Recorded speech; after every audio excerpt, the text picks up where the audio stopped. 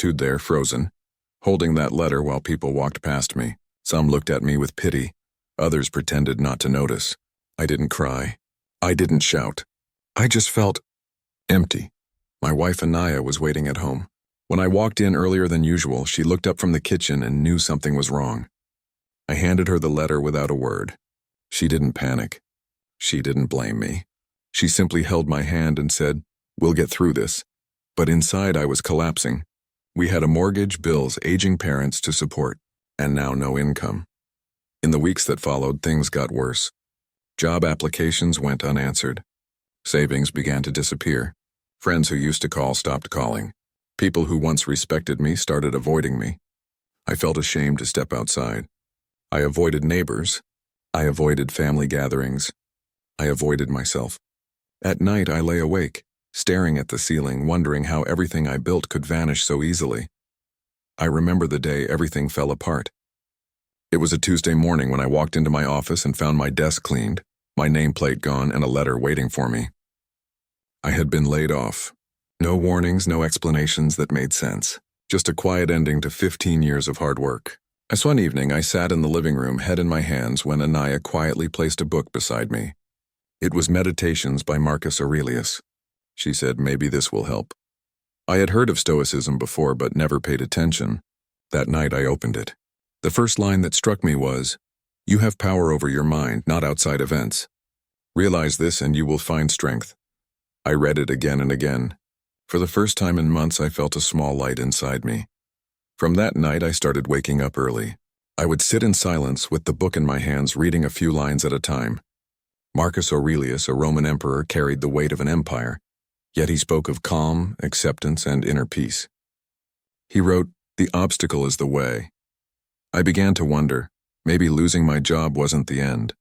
Maybe it was the beginning of a different path. Anaya joined me in those morning silences. We sat together, sometimes reading, sometimes just breathing. She told me, "We can lose money, we can lose comfort, but we cannot lose ourselves unless we give up." Her words reminded me of another Stoic, Epictetus, who said, "We suffer not from events, but from our judgment about them." I realized I wasn't suffering just because I lost my job. I was suffering because I believed I was worthless without it. Slowly, I began to rebuild not the world outside, but the world inside. I wrote down what I could control, my actions, my thoughts, my efforts. And what I could not control, other people's opinions, the past, the job market. Every time anxiety returned, I asked myself, is this within my control? If the answer was no, I let it go. My wife and I sold our car. We moved into a smaller apartment. People whispered that we were failing. Some of her relatives said I was irresponsible. It hurt. But Anaya would gently remind me of Seneca's words. "It is not the man who has too little, but the man who craves more, that is poor." We had little, but we had enough. We had each other. I began taking small jobs, freelance work, tutoring students, anything I could find. It wasn't glamorous, but it was honest. I worked quietly, with discipline. Every night I reflected, just as Stoics advised. What did I do well today? What could I do better tomorrow?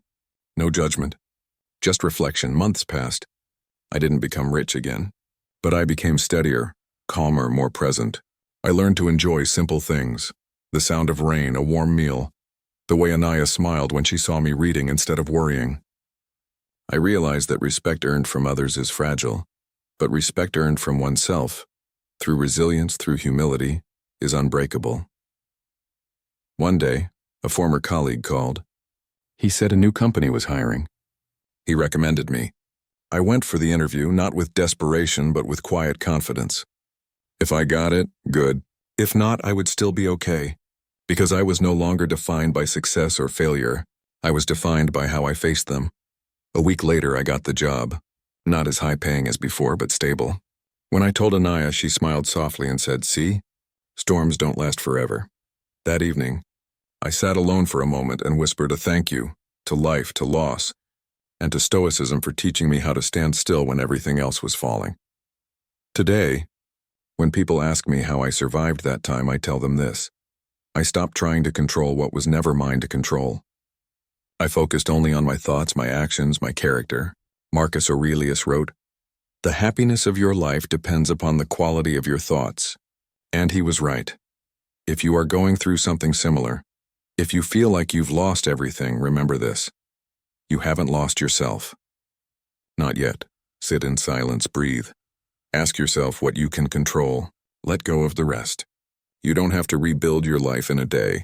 Just take one small step, then another, and another. That is how we healed. That is how you will too. Because in the end, true success is not about money or status. It is about waking up every morning with peace in your heart, strength in your mind, and love beside you, and knowing that even if the world takes everything from you, it can never take who you have chosen to become.